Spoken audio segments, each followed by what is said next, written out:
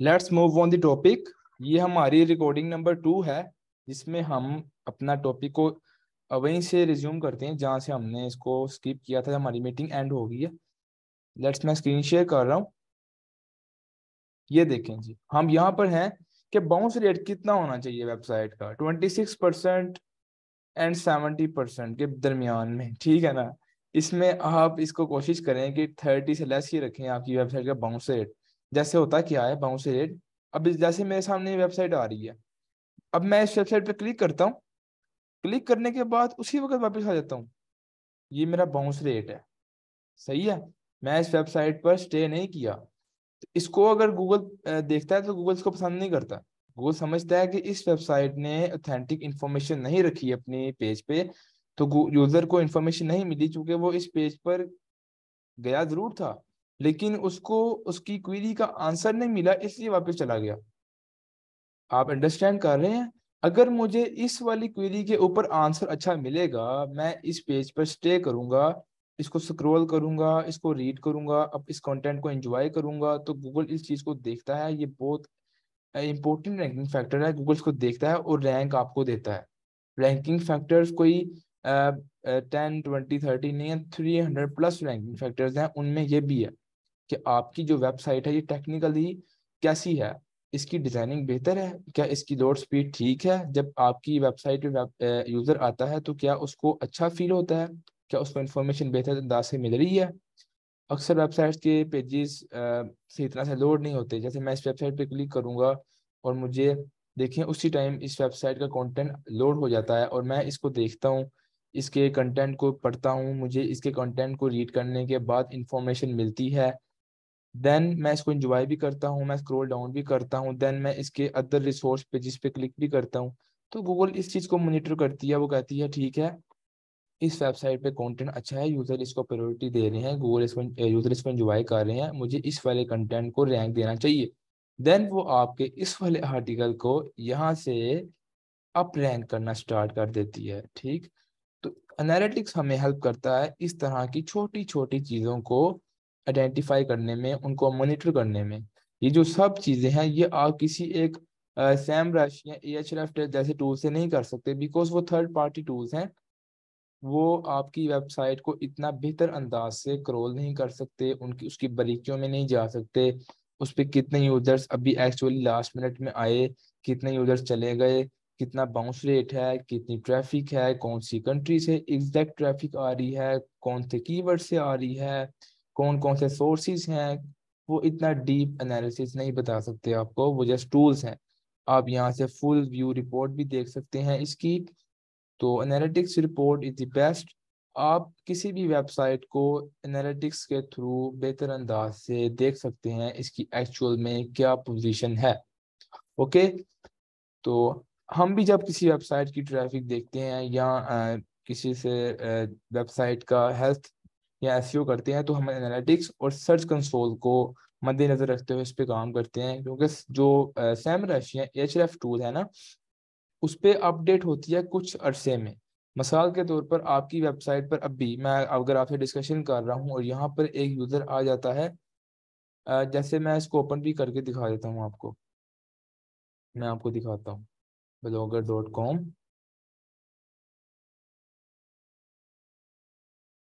ये मैं आपको दिखाता हूँ। यहाँ पे मैं वेबसाइट पे आया, ये मैं इसको ब्लॉग को ओपन करूँगा। ये देखें, ये ब्लॉग ओपन हो गया। अब मैं ज़रा ना इसको स्क्रॉलिंग करूँगा और देखूंगा कि यहाँ पे इसको ना ये बताएगा कि लास्ट मिनट में ना एक यूज़र आया था। यहाँ पे ये बताता है। मैं इसको क्लिकिंग भी करता हूँ इसकी, और इसको यूज़ भी करता हूँ वेबसाइट को। तो यहाँ पर ये ना आपकी इस एक्टिविटी को काउंट करता है, क्योंकि ये जो प्रॉपर्टी है ना मेरी हब एफएलएक्स डॉट ब्लॉग स्पॉट वाली, ये गूगल एनालिटिक्स से अटैच है। ये मेरी रियल टाइम भी बताएगा कि मेरी रियल टाइम कौन कौन सी इस पे ट्रैफिक आ रही है और किन किन सोर्सेज से आ रही है। मैं वो भी आपको दिखाता हूँ। ये देखें इसने अब क्या बताया, ये देखा आपने, यूजर इन लास्ट 30 मिनट्स 1। और कहाँ से आया, पाकिस्तान से, वो मैं ही था। ये देखें, मैंने ही इस वेबसाइट को ओपन किया था और ये मैंने ही इस वेबसाइट को ओपन करके स्क्रॉलिंग की, तो इसने बता दिया एग्जैक्ट कि मेरी वेबसाइट पर ट्रैफिक आई 1 और किस सोर्स से आई, पाकिस्तान से आई। और इसके अलावा ना ये सारी चीज़ें मॉनिटर करता है आपकी वेबसाइट की। इसमें एक बाउंस रेट की है, वो यहाँ पे शो नहीं अभी कर रहा, वो भी यहाँ पे शो करता है। यहाँ पे आप रियल टाइम भी जब आएंगे ना, इसका भी ये फीचर होता है कि ये ना आपकी एग्जैक्ट बता देता है इस वक्त करंटली आपकी वेबसाइट पे कितने लोग एक्टिव हैं। अब देखिए नाउ मैंने ये वेबसाइट ओपन की हुई है अपने पास, मैं इस पे यानी कि व्यू कर रहा हूँ ना वेबसाइट को, तो ये एनालिटिक्स का अकाउंट बता रहा है कि इस पे फिलहाल लाहौर की लोकेशन है, 1 यूजर एक्टिव है आपकी वेबसाइट पे। कितने मजे की चीज है। जब आप अपनी वेबसाइट पे काम करेंगे तो आपकी वेबसाइट की डीप एनालिसिस ये आपको बताएगा कि ये फला उस यूनाइटेड स्टेट्स की उस स्टेट में आ रही है। और ये भी बता रहा है कि ये किस टाइटल से आ रही है, आइडियाज ऑफ पेरेंटिंग, पेरेंटिंग है ना ये। मैंने ये आपको ये भी बताता है कि किस टॉपिक से आ रही है। View by page title and screen name, hub FLX number 1, ठीक है ना। ये देखें हब एफएलएक्स आ रही है, मैंने होम पेज ओपन किया हुआ है। ये कहीं इसने मैंने लास्ट क्लिक किया था, इसने वो कैरी कर लिया। बट ये मैं होम पेज पे हूँ, ये उसने उसका मुझे व्यू बताया कि इस पे 1 व्यू आए हैं। तो ये आपकी रियल टाइम ट्रैफिक को भी नोट करता है कि आपकी वेबसाइट पे रियल टाइम कितनी ट्रैफिक आ रही है और किन किन कीवर्ड से आ रही है और यूज़र कितने आ रहे हैं और कंट्री कौन सी है। मेन यूजेस ये होता है एनालिटिक्स का कि आपकी वेबसाइट की ट्रैफिक को आप मॉनिटर करते हैं, उसके इश्यूज कौन कौन से हैं, इसका बाउंस रेट क्या है, किन कीवर्ड्स पे आपको काम करना चाहिए। बेसिकली इसका ये सारा प्रोसीजर है। ये देखें, अब मैं स्क्रॉल डाउन करूंगा ना, मैं आपको स्टार्ट से बताता हूँ। ये मैंने जैसा कि ग्राफ बताया था, ये साइड पे इसकी नंबरिंग आ रही है और ये नीचे ना इसकी डेट आ रही है कि 21 और 22 मई को ना ये इस पे इतने यूजर्स गए हैं 1। ठीक है, इस पे आप जब नीचे आते हैं ना, इस पे आपने जब नीचे आना है तो ये आपको ये भी बताएगा where do you new users come from, कि आपकी जो वेबसाइट है उस पे न्यू यूजर्स कहाँ से आ रहे हैं। इसका मतलब है ऑर्गेनिक रिसर्च। ऑर्गेनिक सर्च वो होती है कि जब इधर सर्च इंजन में कोई भी यूजर गया, जैसे मैंने ये टाइप किया था minimum bounce rate of the website, मैंने सर्च की ऑर्गेनिकली और मैं इस वेबसाइट पर लैंड किया, तो इसको बोलते हैं ऑर्गेनिक सर्च। अब जो इस वेबसाइट का ओनर है ना हब सपोर्ट का, उसके सर्च एनालिटिक्स में, गूगल एनालिटिक्स में मेरी ये जो एक्टिविटी है ये काउंट हो जाएगी और वो देखेगा कि मेरी वेबसाइट पर इस वक्त 7:21 PM में पाकिस्तान से इस बंदे ने इस पेज पे क्लिक किया। या आप मेरी चीज़ को अंडरस्टैंड किया कर रहे हैं। तो ये एक तरीका होता है ऑर्गेनिक सर्च का। अगर यहाँ पर किसी ने फेसबुक या अदर सोशल प्लेटफॉर्म से क्लिक किया होता तो ये वो भी बताता कि इस वेबसाइट पर आपके सोशल प्लेटफॉर्म से इतनी ट्रैफिक आ रही है। अगर मैं यहाँ सर्च करता डायरेक्ट अपनी वेबसाइट का नेम, तो ये यहाँ पे ये शो करता है डायरेक्ट कितनी ट्रैफिक आ रही है, कि लोगों ने आपका ब्रांड नेम कितनी बार सर्च किया, वो डायरेक्ट कितने ट्रैफिक लेके आ रहे हैं आपकी वेबसाइट पे। ये वही बात है कि ऑर्गेनिक सोशल, जो सोशल ट्रैफिक आती है ये वो बताती हैं। यूजर बाय कंट्री, ये आपकी जो कंट्रीज में ट्रैफिक है वो आपको बताएंगे कि इन किन कंट्री से ट्रैफिक आ रही है। यूजर ओवर टाइम, ये कंप्लीट ग्राफ बताएंगे सर्च कंसोल की तरह कि आपकी वेबसाइट पे क्या प्रोग्रेस चल रही है फिलहाल। और ये भी वही चीज़ है कि जो सबसे ज़्यादा ये ब्लू एरिया ना, इसका मतलब है कि सबसे ज़्यादा यूजर्स आपके इस वाले रेंज में आए हैं, 21 मई से 27 मई में। उससे पहले नहीं आए। तो अगर यहाँ पर भी कहीं यूजर आए होते तो ये भी बॉक्स मेरे कलरफुल आपको दिखने थे। और जिसमें यूजर सबसे ज्यादा होता वो बहुत डार्क होता, और जिसमें यूजर बहुत कम होते वो जरा लाइट होता। और यहाँ पे जब आप नीचे आते हैं ना, which pages and screens get the most views, ये बहुत मजे का पार्ट है। इसमें ये होता है आपको ये अंडरस्टैंडिंग करने में बहुत इजीली, आसानी से आप कर लेते हैं कि किन पेजेस पे किन कीवर्ड्स को यूजर सर्च करके मेरी ट्रैफिक यानी कि मेरी वेबसाइट पे आके ट्रैफिक का सोर्स बन रहे हैं। अब मेरे पास कोई नॉलेज नहीं है, मैं अपने अगर वेबसाइट को सैमरश में डालूंगा, मे बी वो इस वाली वेबसाइट को बताए इस पे 0 ट्रैफिक है, मे बी वो बताए इस पे तो कीवर्ड्स भी बहुत 0 है। तो इस पे आप जब एनालिटिक्स पे देखते हैं ना, वो आपको एक एक चीज बताता है आपकी वेबसाइट के बारे में। ये बताता है कि जब ये एक कीवर्ड सर्च होता है तो आपकी वेबसाइट पे 2 व्यूज आए। वो 2 व्यूज मुझे पता है यूनाइटेड स्टेट से आए हैं, क्योंकि कीवर्ड यूनाइटेड स्टेट में सर्च होता है। फिर उसके अलावा ये एक कीवर्ड था, लोग सर्च करते हैं तो 2 व्यूज आए हैं। तो ये बहुत एक कमाल की चीज़ है आपकी वेबसाइट की ट्रैफिक को मॉनिटर करने की। उसके अलावा ना यहाँ पर कुछ कन्वेयर रेट्स हैं। अगर मेरी बिजनेस वेबसाइट होती और कुछ कॉल्स मुझे आती, तो ये यहाँ पर ना उसने वो मॉनिटर करनी थी, item purchase by item name, और कौन से आइटम परचेज हुई है उसका नेम, उसके बारे में है। ई कॉमर्स प्लेटफॉर्म्स लाइक आप शॉपिफाई स्टोर है, उनकी भी एनालिटिक्स देख सकते हैं ऐसे इनको यूज़ करते हुए। तो ये आपकी कन्वर्जन को भी रिकॉर्ड करते हैं कि आपकी वेबसाइट में कौन कौन सी जगह पे कौन सी प्रोडक्ट सेल हो रही है और कौन सी प्रोडक्ट सेल नहीं हो रही, किन कीवर्ड्स को यूज़र ने सर्च किया है। ऑल रिकॉर्ड ये आपके सामने ना इस डैशबोर्ड में प्रेजेंट करते हैं बड़े अच्छे अंदाज के साथ। मैंने रियल टाइम के ऊपर भी आपको डिटेल में बता दिया है कि रियल टाइम वो होता है जो करंटली आपकी वेबसाइट पे अवेलेबल होते हैं यूज़र्स। उसके अलावा ये जो है एक्विजिशन ओवरव्यू करते हैं इसका, ये सब तरह एडवांस चीज़ें आ जाती हैं। मेन जो पर्पस था मैंने आपको बता दिया है। इसमें भी वही है जो हमारी वेबसाइट पे जो यूज़र्स आते हैं कहाँ से आ रहे हैं और कितने टाइम पे, यूज़र्स कौन सी कंट्री से आ रहे हैं। और इसकी आप एक्सेस अपने और भी यूज़र्स को भी दे सकते हैं। अगर आप चाहते हैं कि एक और यूज़र आपकी इस एनालिटिक्स में ऐड हो जाए, तो आप यहाँ सेटिंग में जाके किसी और जीमेल को भी ऐड कर सकते हैं ताकि वो भी अपनी इस एक्टिविटी को देख सकें। यहाँ पर ना आप अपने अकाउंट में ये आप सेटिंग्स देख सकते हैं। यहाँ पर आप अपनी प्रॉपर्टीज़ को मैनेज करते हैं। अगर आप कोई एक प्रॉपर्टी डिलीट करना चाहते हैं, तो यहाँ पर आप आ जाएं और प्रॉपर्टी सेटिंग में आप चले जाएं। अगर मिसाल के तौर पर ये मेरी एक वेबसाइट है, मैं इसको नहीं रखना चाहता, देन मैं इसको कहूँगा मूव टू बीन। ये ट्रैश हो जाएगी मेरी वेबसाइट, फिर एनालिटिक्स इसके रिजल्ट मुझे नहीं दिखाएगा, ठीक है। आप इसको मूव भी कर सकते हैं, मूव टू बीन, लेकिन फिलहाल मैं इसको मूव टू बीन नहीं कर रहा। बाय दी चांस अक्सर ऐसा होता है कि आप कोई ऐसी वेबसाइट को 2 बार ऐड कर लेते हैं या 3 बार ऐड कर लेते हैं, उसमें आपको एक बार रिमूव करना पड़ता है वेबसाइट को। तो आप यहाँ मूव टू बीन करेंगे तो वो रिमूव हो जाएगी। ये आपकी प्रॉपर्टी आईडी है, इसको आप कॉपी करके शेयर भी कर सकते हैं अपने जिसको आपने एक्सेस देनी है वेबसाइट की। तो इसके रिलेटेड अगर आप में से किसी की कोई क्वेरी है तो आप मुझसे कर सकते हैं। देखें ये जीमेल है जिस पे ये बनी हुई है वेबसाइट, ठीक है। यहाँ पे मैं ऐड भी कर सकता हूँ, ऐड यूज़र। यूज़र कैसे ऐड होगा, यहाँ पे मैं उसका ईमेल रखूंगा, ईमेल ऐड करूंगा। ईमेल ऐड करने के बाद मैं उसको ये बताऊंगा एनालिटिक्स को कि जो मैं ईमेल ऐड कर रहा हूँ ये एडमिनिस्ट्रेटर होगा कि एडिटर होगा कि मार्केटर होगा। यहाँ पर आप इसके ना डिफरेंट पार्ट्स हैं। अगर आप उसको रखते हैं व्यूअर, वो कुछ चेंज नहीं कर सकता, सिर्फ वो आपकी वेबसाइट को व्यू कर सकता है। ये मे बी आप अपने थर्ड पार्टी पर्सनस को भी दे सकते हैं जिनको आपने सिर्फ अपनी वेबसाइट दिखानी है। आप वो चेंज नहीं करेंगे। See report data setting for property, लेकिन आप सेंड ना करें किसी को। लेकिन जस्ट ये एक ऑप्शन पड़ी है कि आप सेंड कर सकते हैं, इसको आप टेस्ट भी कर सकते हैं आपस में सेंड करके एक दूसरे को। उसके अलावा एडमिनिस्ट्रेटर है जिसके पास कंट्रोल होता है फुल वेबसाइट का, फुल एनालिटिक्स का, वो सब कुछ चेंज कर सकता है, वो आपको भी रिमूव कर सकता है एनालिटिक्स से, ठीक है। इस बात का भी ध्यान रखना है आपने। एडिटर है जो सिर्फ एडिटिंग करता है, आप इसको रिमूव कर सकते हैं। मार्केटर है जो ऑडियंस वगैरह की जो कन्वर्जन उसमें करनी है ना वो, एंड सो ऑन ऐसे। तो यहाँ पर आप ईमेल ऐड करें और ऐड करें तो आपका यूज़र ऐड हो जाएगा।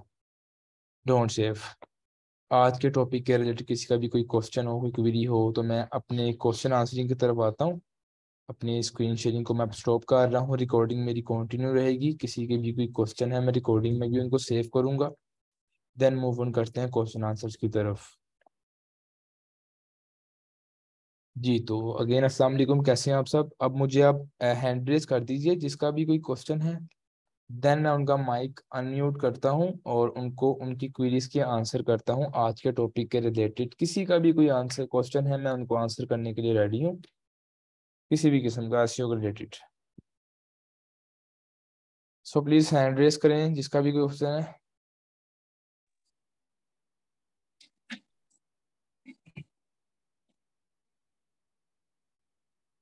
जी तो शावेश, यस, क्या क्वेश्चन है जी आपका।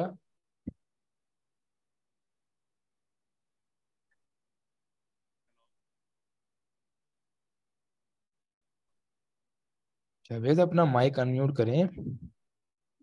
जी सर, आवाज आ रही है मेरी? जी आ रही है। कैसे हैं आप? ठीक हैं? अल्हम्दुलिल्लाह। आप सुनाए सर, ठीक है। बिल्कुल ठीक। अच्छा सर, ये आज के लेक्चर से रिलेटेड बात करने से पहले मैंने आपसे एक छोटी सी गुजारिश करनी थी। जी वो ये कि कोई सपोर्ट के मामले में सर हमें बड़ी दिक्कत मिलती है। कोई खासर खा सपोर्ट नहीं मिलती है इदारे की तरफ से ना। अगर किसी किस्म की कोई क्वेरी आती है तो होना तो ये चाहिए कि चले यार, उसे फौरन तौर पे उसकी हेल्प आउट कर लेनी चाहिए, ताकि उसका जो मिला ही मिला बेचारे को क्लाइंट तो वेस्ट ना हो। तो एक तो मैंने ये गुजारिश करनी थी आपसे कि इस मामले में कुछ आपकी मेहरबानी है, सर से बात करें, कोई ऐसा रिप्रेजेंटेटिव को कॉल पे बिठा दे बंदा, जो कोई 3 घंटे 4 घंटे के लिए अवेलेबल हो, जिससे बंदा चले फोन भी हर चीज अब मेल पे या लिख के व्हाट्सएप मैसेज पे भी तो डिस्कस नहीं हम कर सकते कि मैसेज लिखें जी या मेल ही करें तो डिस्कशन होगी। किसी कोई ऐसी एक्सेस भी होनी चाहिए कि चले बंदा किसी कॉल पे डिस्कस कर लेता है, अच्छे तरीके से समझ आ जाती है। और सेकेंडली मेरा क्वेश्चन ये है सर कि अगर बिलफर्ज हम अपनी वेबसाइट परचेज करते हैं, तो उस वेबसाइट से लेके आज के लेक्चर तक हमें अगर कोई दिक्कत आती है देनी चाहिए इस सारे पीरियड के दरमियान, डोमेन परचेज से लेके आज के लेक्चर तक। अगर कोई इस दरमियान हमें अपनी वेबसाइट बिल्ड करने में कोई किसी किस्म का कोई मसला मसाइल आता है, तो उसका लायामल हमें बता देंगे, उसके लिए हमें क्या करना होगा, किससे हेल्प लेनी चाहिए।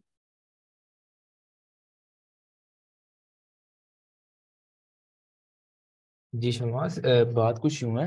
आपकी जो क्वेरी नंबर 1 है, वो आपने जैसे बताया कि क्वेश्चन आंसरिंग के लिए कॉल्स अटेंड नहीं करती है टीम। कोई ऐसी रिकमेंडेड आर्ट्स बना दिए जाएं जिसपे आप इजीली क्वेश्चन आंसर्स करके कॉल पे उसका आंसर दे सकें। तो इसका ये शॉर्ट सा आंसर है कि देखें, कॉल रिसीव करना ना पॉसिबल नहीं होता है। यहाँ पर हमारी टीम है, हम हमारे पास क्वेरीज बहुत ज़्यादा होती हैं। आप देख सकते हैं एक बैच में अगर हमारे पास मिसाल के तौर पर 100 स्टूडेंट्स हैं, तो डिफरेंट बैचेस को मिलाएं तो 300 या 400 प्लस स्टूडेंट्स चले जाते हैं। तो कॉल्स रिसीव करना फिर भी इम्पॉसिबल चीज़ है कि एक फ़ोन अगर हम ऑन करते हैं तो एक टाइम पे उनको काफ़ी कॉल्स आएंगी, तो वो तब भी इजीली आंसर नहीं कर पाएंगे उसका। तो बेहतर यह है जो कम्युनिटीज बनती है ना ऑनलाइन, उनका एक सिंपल एंड स्ट्रेट यही सोल्यूशन है कि वो व्हाट्सएप इसलिए बनाते हैं कि वहां पर कम्युनिटी में आके आप अपना वॉइस नोट ऐड करें, आपको वॉइस नोट का आंसर मिलेगा। ईमेल इसलिए रखा है कि अगर आपको व्हाट्सएप पे आंसर नहीं मिलता, आप ईमेल पे आ जाएं। तो दोनों ऑप्शंस आपके पास हैं। कॉल्स का जो आप ऑप्शन बता रहे हैं वो ये पॉसिबल नहीं है, टीम के लिए पॉसिबल नहीं है हर एक को इंडिविजुअली आंसर करना। सर मेरा मेरा एक छोटा सा मसला है। वो ये मसला है कि मुझे अब क्लाइंट की क्वेरी आई है, क्लाइंट ने मुझे लाइव साइट भी सेंड की है। उसने कहा इस पे जी मुझे लिंक लगवा दें।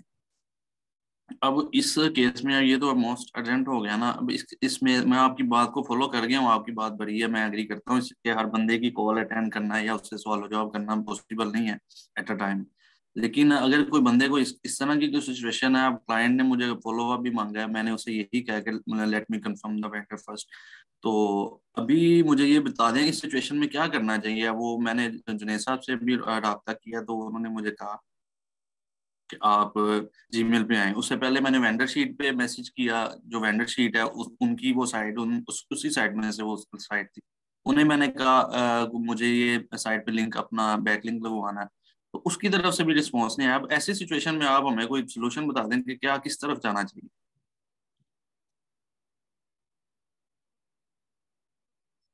देखें, जब ऐसा हो ना, मैं आपको बताता हूँ। आप अपनी क्वेरी को अगेन भी कर सकते हैं। हमारे पास एक ग्रुप में ना मल्टीपल एडमिन हैं, सिर्फ एक एडमिन नहीं है। आप अपनी क्वेरी को जब आप करते हैं, हमारे पास एडमिन हैं, आपकी क्वेरी को देख के रिस्पॉन्ड करते हैं। अगर कहीं आपकी क्वेरी को रिस्पॉन्ड नहीं किया गया, उसके पीछे भी कोई रीज़न हो सकती है। मे बी आपकी क्वेरी ऊपर चली गई है, या उनकी नज़र से ओझल होगी, उनको नज़र नहीं आई। तो आप कोशिश करें अपनी क्वेरी को अगेन कर दें। हमारे पास बहुत से जीबीओपी के स्टूडेंट्स हैं, उनको इस तरह की कोई प्रॉब्लम नहीं आई। वो अपनी क्वेरी करते हैं, उनको ऑर्डर आते हैं, वो ऑर्डर लगवाते हैं, हमें अपना मैसेज कर देते हैं, सर हमें जो ऑर्डर आया है इसका मुझे क्या करना चाहिए। तो हम उनको बेटर वे में ना रिस्पॉन्ड करते हैं। तो आपको बताएं, अगर कहीं रिस्पॉन्ड अगर नहीं आया तो आप मुझे बता सकते हैं। चलें सर, मैं इंशाल्लाह ताला मीटिंग के बाद अगर आप इजाजत देते हैं तो आपको मैं मैसेज कर देता हूँ। जी, जीबीओबी के रिलेटेड मेरे आंसर क्वेश्चंस नहीं है। आप जी एसईओ के रिलेटेड मुझसे बात कर सकते हैं, और कोशिश ये करें कि ग्रुप में रहेंगे आप। ठीक है, पर्सनली मैं ठीक, आपको आंसर आपको नहीं कर सकता, अंडरस्टैंड। चलें ठीक है। और सेकेंडली सर मैं मुझे क्वेश्चन ये बता, ये जो मैंने पूछा था कि हमें परचेजिंग से लेके टिल जब तक हमारी बिल्ड हो जाती है मुकम्मल वेबसाइट, उस दौरान में अगर कोई इश्यूज वगैरह आते हैं वो किससे डिस्कस करने हैं और कोई रहनुमाई किससे लेनी पड़ेगी? क्योंकि हम चाह रहे हैं आप वेबसाइट अपनी परचेज करें, एक तो हमें ये भी आप रहनुमाई कर दें। मैंने सर से भी लास्ट टाइम पूछा था, उन्होंने हमें बताया था। आप जरा एक सरसरी सा फिर गाइड कर दें सीधा सीधा चीजें, फिर वो सारे प्रोसीजर को आप जरा काइंडली इन शॉर्ट हमें बता दें, ताकि जरा मुकम्मल रहनुमाई हासिल हो जाएगी। देखिए, इसमें जो रिकॉर्डेड लेक्चर्स हैं ड्राइव पे वो अपलोड रहेंगे, आप उनसे भी मुस्तफिद हो सकते हैं। दूसरी चीज़ ये है कि जो स्पोर्ट है उसका मुझे अभी एग्जैक्ट टाइम नहीं पता कि हमने कोर्स के बाद कितना अरसा स्पोर्ट को कंटिन्यू रखना है। तो वो मैं ग्रुप में इंशाल्लाह आजकल में ना आपको अनाउंसमेंट कर दूंगा, उसकी कोई परेशानी नहीं होनी चाहिए। जो थर्ड चीज़ है, मैं आपको इतना बता देता हूँ कि आप ब्लॉगिंग स्टार्ट अगर इस करियर में आ रहे हैं, तो फर्स्ट जो चीज़ आपको चाहिए ना, वो डोमेन एंड होस्टिंग चाहिए। आप डोमेन होस्टिंग बाई कर लें, होस्टिंगर से होस्टिंग ले लें। डोमेन आप गोडैडी से बाई करनी है वहां से कर लें, नहीं तो होस्टिंगर से कर लें। डोमेन एंड होस्टिंग बाय करने के बाद आपको आता है मेन डिजाइनिंग का इशू ना। तो डिजाइनिंग के ऊपर हमारा जो वेबसाइट पे क्रैश कोर्स अगर आपने ज्वाइन किया है, तो उसमें सर ने डिजाइनिंग के ऊपर भी लेक्चर दिया है कि आपने किस तरह बेसिक सा डिजाइन करना है वेबसाइट को। वो भी आप उसको भी वॉच कर सकते हैं। बेसिक सा वेबसाइट का डिजाइन आप यूट्यूब की वीडियो से भी देख के बना सकते हैं अपने ब्लॉग का, एलिमेंटर के थ्रू, एस्ट्रा के थ्रू, या फ्री थीम्स भी मिलते हैं प्री बिल्ड। आप सिर्फ उनको इंस्टॉल करें, आपको कुछ कस्टमाइज करने की जरूरत नहीं पड़ेगी। सिर्फ आपने उनको ऐड करना है, देन अपने कंटेंट को अपलोड करना है। देन आप कंटेंट राइटिंग करें, कीवर्ड रिसर्च के ऊपर भी लेक्चर इसी ड्राइव में अपलोड है जहाँ ये लेक्चर अपलोड होने वाला है। वहां से आप कीवर्ड रिसर्च सीखें। उसके अलावा कीवर्ड रिसर्च के बाद आप आर्टिकल राइटिंग पे आए, ऑन पेज ऑप्टिमाइजेशन सिखाई गई है किस तरह ऑन पेज करनी है। देन आप मूव फर्दर करें, और आपको इंशाल्लाह सपोर्ट मिलेगी। सपोर्ट की जो टाइम है वो मैं एग्जैक्ट नहीं बता सकता कि कितना टाइम है, वो मैं इंशाल्लाह आपको कल तक कंफर्म करके ग्रुप में अनाउंसमेंट कर दूंगा। जी सर, थैंक यू, बहुत शुक्रिया। जी, तो नेक्स्ट किसका क्वेश्चन है? क्या नेम है आपका? आसिफ।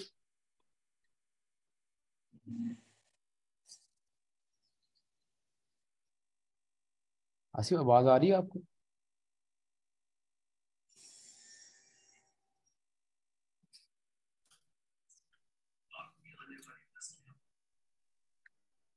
अस्सलाम वालेकुम सर।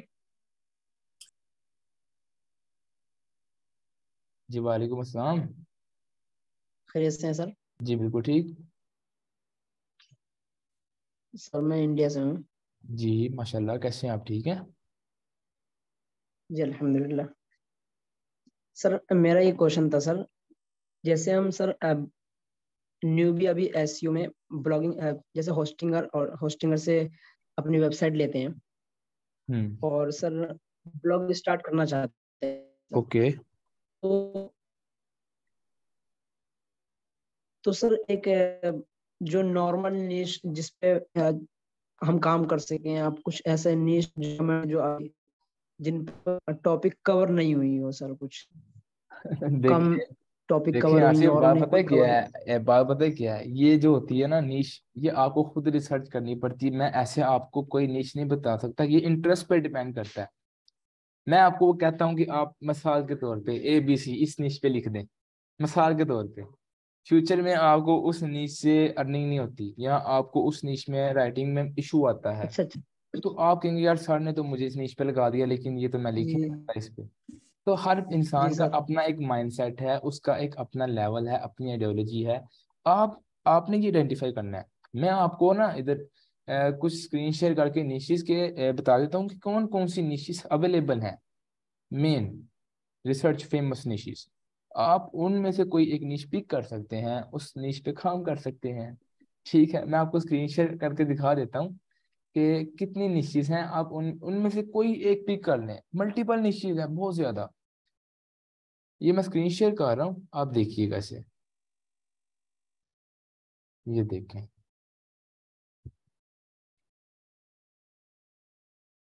यहाँ पे मैं आता हूँ, ब्लॉगिंग मैं देखता हूँ, ब्लॉगिंग निशिस विद लो कंपटीशन।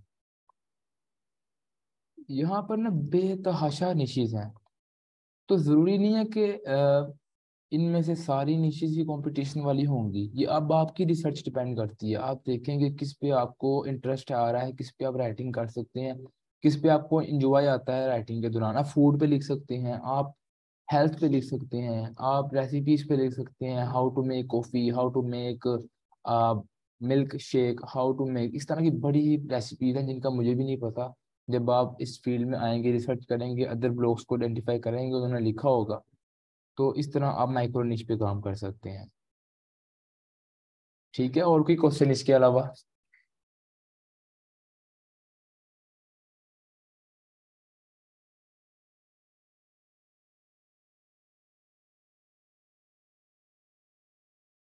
ठीक है, फिर आज का लेक्चर हम यहीं पे वाइंड अप करते हैं, बिकॉज फ्री वर्जन है मेरे पास और लेक्चर फिर से एंडेड होने वाला है। किसी का कोई क्वेश्चन है तो मुझसे भी आप क्वेश्चन कर लें, मैं आपको जल्दी से उसका आंसर करता हूँ। टाइम हमारे पास बहुत शॉर्ट है।